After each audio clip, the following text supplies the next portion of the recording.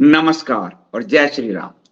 India Speaks Daily में आपका स्वागत है। इंडिया स्पीक्स डेली अर्थात no left no right, only Sanatan voice.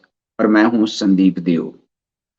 Ram जन्मभूमि की जो संघर्ष यात्रा की ये श्रृंखला चल रही है, उसे लोग काफी सराह रहे हैं और लोग हर प्लेटफॉर्म पर लिख रहे हैं, उसके पोस्टर्स बना रहे हैं कि हमें ये जानकारी ही नहीं थी, और जिसके कारण आप अयोध्या को बहुत अच्छे से समझा रहे हैं। इस पर पुस्तक भी लिखें, ये बाद की बात है, क्योंकि पुस्तक लिखना एक श्रम साध्य, बहुत ही श्रम साध्य कार्य है। ये बाद में जरूर देखेंगे हम।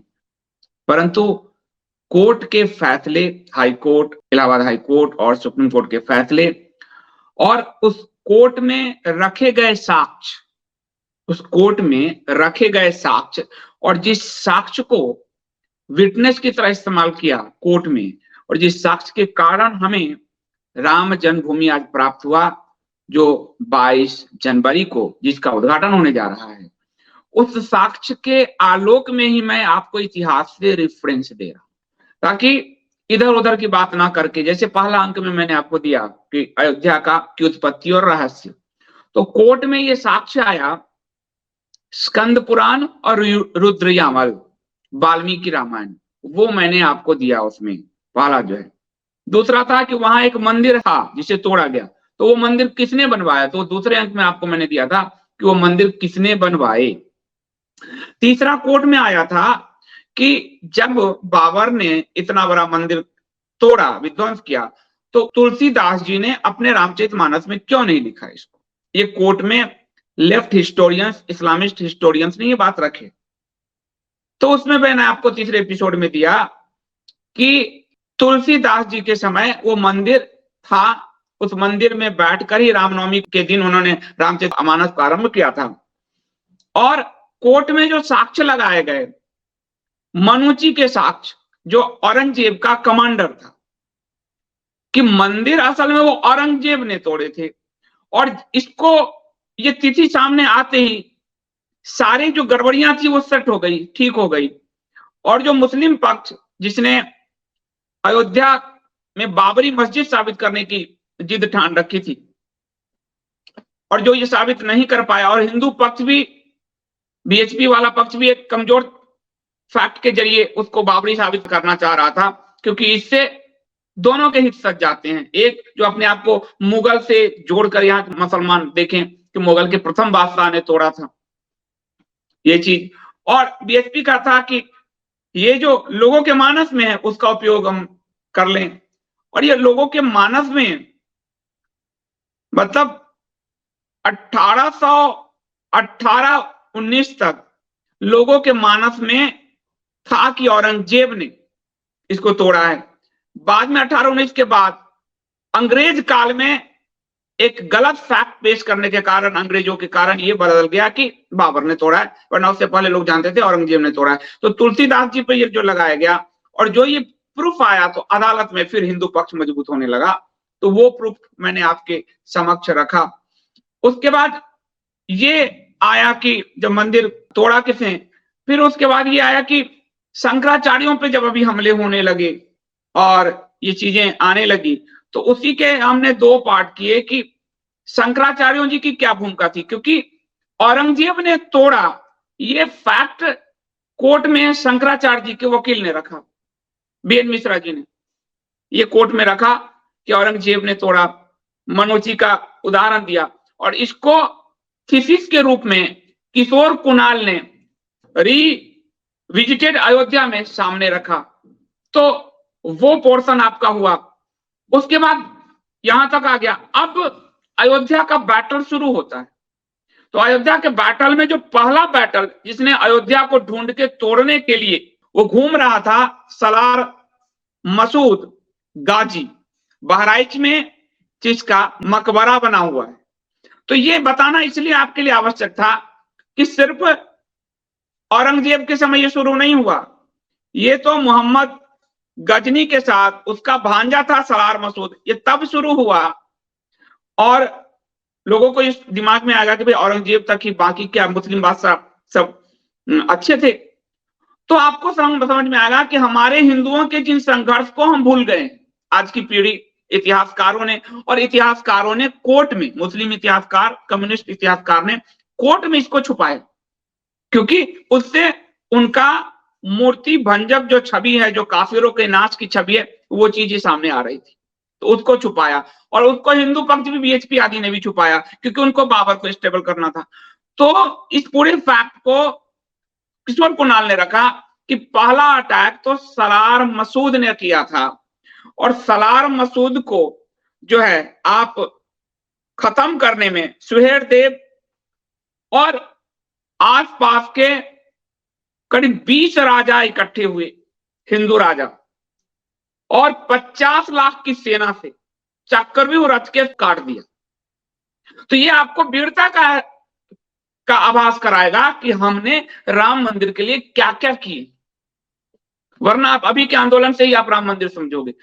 तो आज पहला मुस्लिम आक्रांता जिसने राम मंदिर अयोध्या को टारगेट करना चाहा, उसको आसपास के 20 राजाओं ने घेर कर मार दिया, सुहेल देव ने और इन सब ने मिलके, और बड़ी आर्मी के साथ। तो हमारा एक और जो नैरेशंस है हिंदुओं के प्रति कि हमारे राजा एक नहीं हुए, इसलिए हम हारते रहे, इसलिए ये हुआ, तो हमारे राजा सब राम जी के नाम पर एक हुए, इसलिए हिंदुओं को राम जी के नाम पर एक होना चाहिए, और अयोध्या को बचाने के लिए एक हुए। इसलिए अयोध्या की जो आदि प्राचीन राजधानी मनु के समय से वो जनमानस में थी, और इसलिए भगवान राम के नाम पर सारे राजा एक हुए, और सलार मसूद जैसे क्रूर जिसको गाजी उसको मार दिया गया। बाद में सलार मसूद को जो मारा गया, तो कल जैसा कि मैंने आपको बताया कि सलार मसूद का वहां पर फिरोज शाह तुगलक ने, पहला मुसलमान जिसका गला काटा गया, तो उसका वहां पर मकबरा बना दिया, और अब जो है वहां पर उसकी मृत्यु दिवस, जो हिंदुओं का विजय दिवस है, हिंदू वहां पर उसकी मृत्यु दिवस पर उर्स मेला जाते हैं और मत्था टेकते हैं। यहां तक आपको लेके आए। आज मैं आपको बताऊंगा, क्योंकि एक और अटैक होता है कि ये जैन मंदिर था, जैन मंदिर को हिंदुओं ने तोड़ा, बौद्ध मंदिर को हिंदुओं ने तोड़ा। तो पहला जैन मंदिर अयोध्या के अंदर किसने तोड़ा, ये आज आपको बताऊंगा, ताकि जैन भाई और बौद्धों के बीच, और बौद्ध और जैनों के बीच में जो भ्रांति फैला दी गई कम्युनिस्ट इतिहासकारों द्वारा, तो किसने उसको तोड़ा। अयोध्या के राम जन्मभूमि से पहले जो प्रथम मंदिर टूटा वो आदिनाथ जी का था, जैन मंदिर। किसने तोड़ा, और सिर्फ किसने तोड़ा नहीं, इतिहास से उस वीर का नाम हटा दिया गया। Left historians, Islamist historians and modern historian सबने अदालत में इसका नाम नहीं प्रस्तुत किया, उसका इतिहास मिटा दिया गया, क्योंकि उसने मुसलमानों की 1.25 लाख सेना, 1,20,000, 1.25 लाख से 5,000 कम, वो भी तुर्क आर्मी, उसको मिटा के खत्म कर दिया था।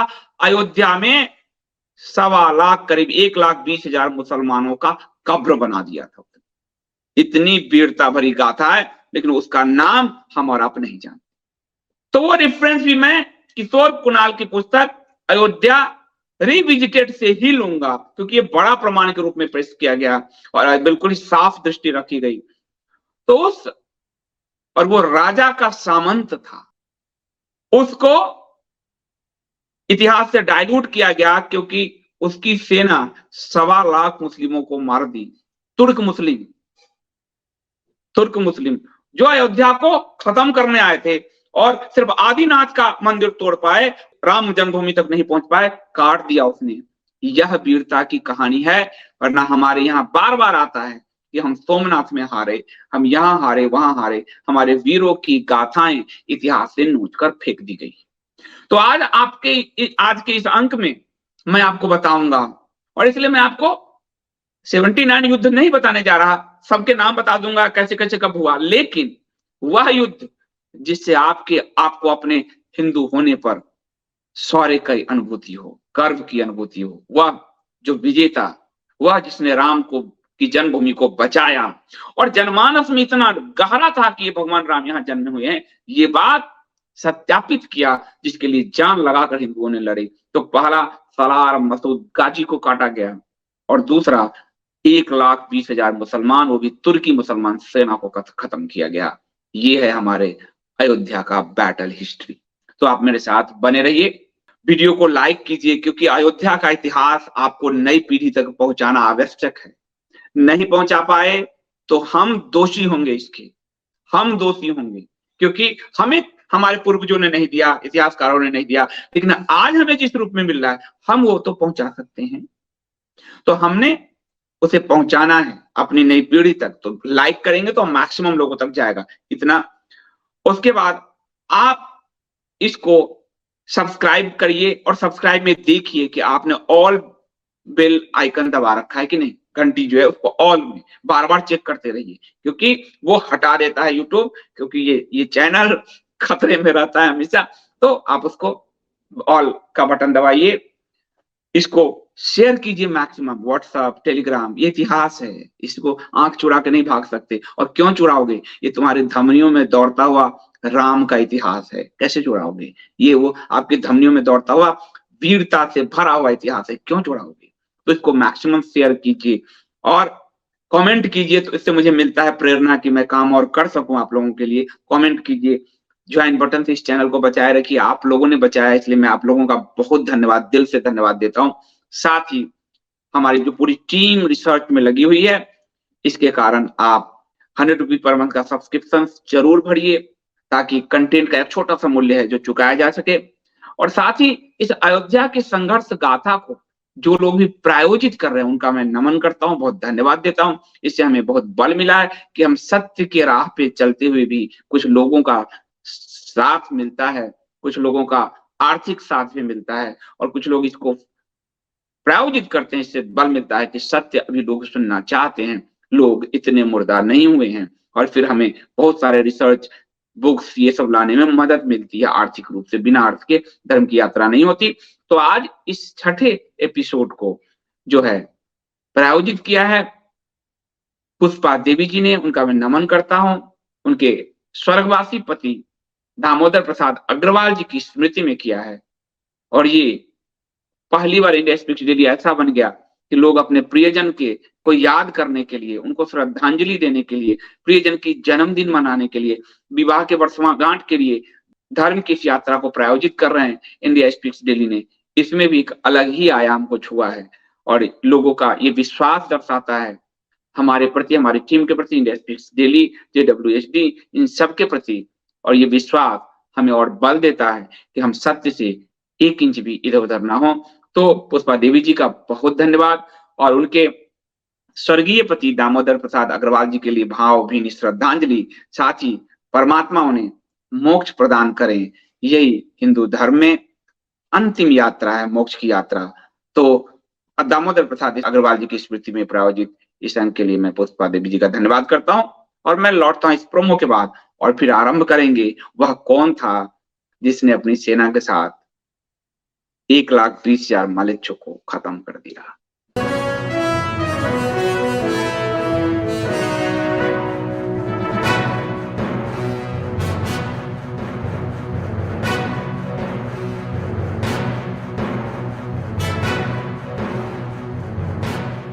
तो चलिए हम यात्रा आरंभ करते हैं। मैंने आपको सलार मसूद की कथा कल बताई थी, सलार मसूद को कैसे आसपास के राजाओं ने घेर कर और 18-20 राजाओं की सम्मिलित सेना, 50 लाख की सेना ने उसको खत्म किया। दूसरा था मखदूम शाह जोरान गौरी, ये नाम था, ये इतिहास में हमें आपको नहीं मिलेगा, छुपाया गया।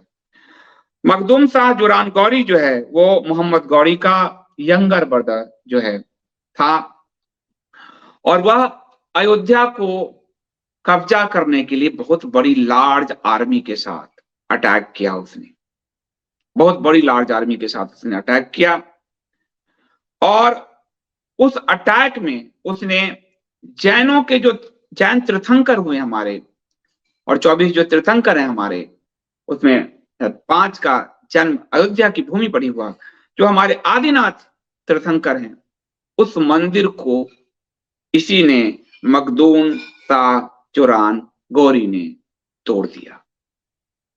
मखदूम शाह जोरान गौरी का यदि आप देखेंगे तो उसकी कब्र आज भी आदिनाथ मंदिर के परिसर में है। हम कब्र पूजक कब से हो गए? और इस्लामिस्टों ने अपने हर हत्यारे जो हिंदू धर्म पे हमला किया, उसने ये बदला लिया हिंदुओं से कि वो उसकी पूजा हिंदुओं से ही करवाया। ये आपको सरार मसूद के बाद दूसरा नाम मखदूम शाह जुरान गौरी का मिलेगा, और उसका चिश्ती आदि का तो आप इतिहास जानते ही। तो उसका कब्र उसी आदिनाथ मंदिर परिसर में है, किशोर कुणाल जी ने लिखा है। मखदूम जो शाह जुरान गौरी जब ये आया तो एक हिंदू सेनापति का नाम मिलता है, उसका नाम है बार्थो। ये नाम आपको इतिहास में नहीं मिलेगा, गायब कर दिया मुस्लिम और कम्युनिस्ट इतिहासकारों ने।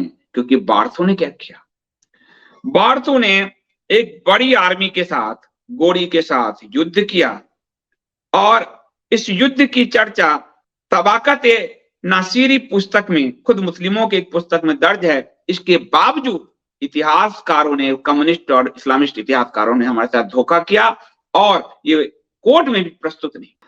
तबाकत ए नासिरी में जो दर्ज है वो आप सुनेंगे तो आप गर्व से भर जाएंगे कि बारूद उसने अपनी आर्मी के साथ 120,000 मुसलमान हैड रिसीव्ड मार्टरडम, 1,20,000 मुसलमानों की सेना को खत्म कर दिया। और ये history of India as told by its own historians पुस्तक में ये दर्ज है कि बारूद, जो उसका उच्चारण है BARTUH, बारूद, उसने न सिर्फ मखदूम शाह जारून गौरी को रोका, आदिनाथ टेम्पल तो वो तोड़ चुका था, रोका, राम जन्मभूमि तक उसको पहुंचने नहीं दिया, भगवान राम तक पहुंचने नहीं दिया, और उसने मखदूम शाह जुरान गौरी को भी खत्म किया, और उसने 1,20,000 मुसलमानों को खत्म किया। और ये मुसलमान आर्मी तुर्की आर्मी थी, ये भी तुर्क का खलीफा बना घूमता है ना, अर्दगान, ये तुर्की आर्मी थी। उस समय यहाँ पर इल्तुतमिश का शासन था दिल्ली सल्तनत की, और ये करीब करीब 11 या उसके बाद इल्तुतमिश का शासन आया है। फिर 1192 AD के आसपास की घटना इसको बताया जा रहा है। तो और इसको ये मोहम्मद गौरी, जिसने यहाँ पर दिल्ली सल्तनत की नींव रखी थी, और मोहम्मद गौरी ने लूटा सोमनाथ, और पृथ्वीराज चौहान के साथ उसके युद्ध हुए। 1191-92 में तराइन का युद्ध हुआ, पृथ्वीराज चौहान ने उसको हराया। उसके बाद वो दोबारा आया, उसको जो माफी दिया, जिसके कारण हमारा इतिहास बदल गया। इसलिए वो अपने मजहब के लिए मरने वालों का कब्र बनाते हैं और हम माफी देते हैं, ये बड़ा फर्क है। और उसके बाद वो अपने गुलाम कुतुबुद्दीन को ये शासन सौंप के चला गया। उसी के बाद जो इल्तुतमिश आदि का शासन आता है, तब ये मोहम्मद गौरी का ये छोटा भाई जो है मखदूम शाह जुरान गौरी, इसने आक्रमण किया था अयोध्या को जीतने के, और उसके दिमाग में सलार मसूद की मौत थी। इसलिए हिस्टोरियंस, इस्लामिस्ट और कम्युनिस्ट हिस्टोरियंस ने सलार मसूद को भी छुपाया और मखदूम शाह जुरान गौरी को भी छुपाया, क्योंकि दोनों को मार दिया गया, और 1,20,000 मुस्लिम आर्मी को खत्म किया गया। जो नाम मैं बता रहा हूं बारूद, ये था कौन? ये बारूद जो है, इसके बारे में किशोर कुणाल ने लिखा है कि ये जो युद्ध की संख्या दिखाया जा रहा है इतना 1,20,000, और खुद उनकी ही किताबों में, मुसलमानों की किताबों में, तबाकत नासिरी में, ये बहुत बड़े युद्ध का प्रमाण है कि अयोध्या में एक बहुत बड़ा युद्ध लड़ा गया था। कोर्ट में प्रस्तुत करने में ये लोग प्रस्तुत नहीं कर पाए, क्योंकि यहाँ इनकी हार हो रही थी। मुस्लिम अपनी हार को छुपाते हैं, याद रखिएगा। और आपके इतिहासकारों ने आपकी जीत को आपसे छुपाया है, और वर्तमान में भी संघ इतिहासकारों ने भी आपसे आपकी जीत को छुपाया है, क्योंकि आपके अंदर का शौर्य आपको इतिहास के उस सरपट राह पे दौड़ाएगा जो सत्य की राह है। तो ये जो अटैक हुआ था, ये बारूद जो था, ये गढ़वाल नरेश, उस समय गढ़वाल नरेश के क्षेत्र में था, ये अयोध्या अवध प्रांत जो था, गढ़वाल नरेश का गवर्नर था। महासामंत लिखा गया इसको, ये राजा भी नहीं था, महासामंत, गवर्नर जिसको अंग्रेजी में कहिए, और इसमें सामंत व्यवस्था।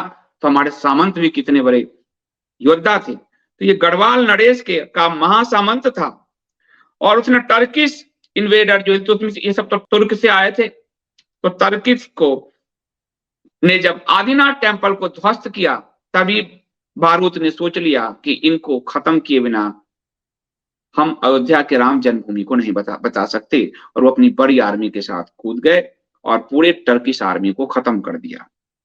टर्किश यानी मुस्लिम आर्मी, सब तुर्क ही नहीं, तुर्क ही था। और उसमें इसमें लिखते हैं हमारे किशोर कुणाल कि बारूद has not been recorded by Muslim historians, उसको नहीं लिखा, नोट किया, क्योंकि वो उनके मुंह पे धब्बा लगाता है कि हिंदू कितने वीर थे। एंड नॉट मॉडर्न हिस्टोरियंस ने भी इसको नहीं लिखा, क्योंकि वो इस्लामिस्ट और कम्युनिस्ट शासन को स्थापित करने में हिंदुओं की बार बार हार दिखाना चाहते थे। बाद में इल्तुतमिश के शासन में नसीरुद्दीन को अवध का गवर्नर बनाया गया 1226 एडी में, और 1226 में जब ये एडी में बनाया गया, मखदूम शाह जुरान गौरी 1192 यानी तराइन के युद्ध के तत्काल बाद ही 92 में उसको खत्म किया गया। उसके बाद इल्तुतमिश ने मलिक नसरुद्दीन मोहम्मद को गवर्नर बनाया अवध का, और वो का बेटा था। बारूद उस समय गढ़वाल के एक बहुत बड़े ताकतवर राजा थे, जयचंद्र के सामंत थे, महासामंत, और इसकी वीरता का एक शिलालेख भी दर्ज है बारूद का, महासामंत भारदेव। और ये स्टोन का शिलालेख नागौर में जो मिला था भारदेव के रूप में, ये उनकी वीरता की शिलालेख में भी वो दर्ज है, लेकिन हिस्टोरियंस ने कैसे छुपाया। और ये गढ़वाल के नरे जयचंद के सामंत थे। बाद में इल्तुतमिश ने जो है मलिक नसरुद्दीन मोहम्मद को वहां का गवर्नर बनाया, और करीब 3 दशक बाद, 3 दशक फिर से नसरुद्दीन मोहम्मद ने हमला किया अयोध्या पर, और नसरुद्दीन मोहम्मद की सेना के साथ लड़ाई में बारूद वीर गति को प्राप्त हुए। और यानी 2 बड़ी लड़ाइयां बारूद ने लड़ी है। पहली लड़ाई में उन्होंने टर्किश आर्मी को खत्म किया और मखदूम शाह जुरान गौरी का खात्मा किया, और दूसरी लड़ाई में मलिक नसरुद्दीन के साथ लड़ाई में वो वीर गति को प्राप्त हुई। तो अयोध्या के को बचाने में ये जो महागाथा है वो हमें पता होनी चाहिए कि जिन्होंने बलिदान दिए हैं, हम आज में ही जीते हैं, कल को भूल जाते हैं। यदि आपसे आपका नाम, आपके पिता और दादा का नाम छीन लिया जाए, आप लावारिस कहलाएंगे। हिंदू सभ्यता संस्कृति को लावारिस बनाने का प्रयास किया गया। तो 1,20,000 टर्किश आर्मी, मुस्लिम आर्मी को खत्म करने वाले बारूद का नाम उस समय के हमारे राजाओं ने तो रखा, और इसलिए महासामंत बराहदेव, बराह की उपाधि दिया गया उनको, महासामंत बराहदेव के रूप में नागौर में उनका वो शिलालेख भी मिला है। और बाद में वो दूसरी लड़ाई में इल्तुतमिश का ये पुत्र ही था मलिक नसरुद्दीन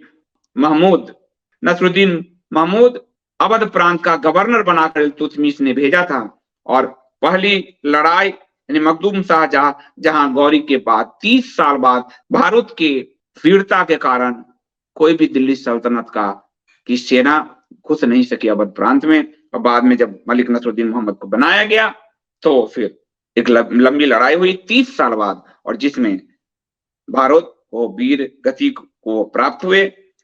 तो अयोध्या का ये जो लड़ाई है ये एक बड़ी लड़ाई है। आज आपको मैंने एक ऐसे अनसुने लड़ाई के बारे में बताया जो लेफ्ट हिस्टोरियंस और इस्लामिस्टों ने हमसे छुपाया है। अयोध्या की संघर्ष यात्रा में मैं आपको मेन पॉइंट और फिर मैं टोटल संघर्ष पे आके और उसके बाद आपको जो हिंदुओं का और बैरागी साधुओं का, ब्राह्मणों का वो जो संघर्ष चला है, संघर्ष के बाद एक संघर्ष में 49 तक समेट कर फिर 49 में जो मंदिर मूर्ति प्रकट हुए हैं, उसके बाद जो पॉलिटिकल बैटल्स चले हैं और कोर्ट के बैटल्स चले हैं वो मैं ले जाऊंगा। लेकिन उससे पहले तलवारों की झंकार से तो हम गुजर जाएं। तलवारों की झंकार से किन लोगों ने बलिदान दिया और किन लोगों ने शौर्य दिखाया, इसका तो हमें पता हो। तो आप लोग अयोध्या के इस संघर्ष यात्रा में मेरे साथ बने रहिए। प्रतिदिन मैं आपके बीच उपस्थित होऊंगा और इस बीच कुछ विशेषज्ञों को भी आपके बीच लाऊंगा। एक दिन मैं लाया था, अभी 2-3 दिन और लाऊंगा बीच बीच में विशेषज्ञ, ताकि आपको अयोध्या दिमाग में बैठ जाए और ताकि आप अगली पीढ़ी को दे पाए। इसलिए और आप लोग इतना साथ देते हैं, इसके लिए आपका बहुत धन्यवाद। इस वीडियो को मैक्सिमम लोगों तक ले जाइए, सच बताइए और भारत की वीरता की ये गाथा लोगों तक पहुंचाइए, जिसने मलिक टर्किश आर्मी के 1,20,000 सैनिकों को साफ करके मोहम्मद गौरी के भाई को, छोटे भाई को मारकर बदला लिया था। हम इसे ना भूलें। अभी के लिए इतना ही। बहुत बहुत धन्यवाद। जय श्री राम।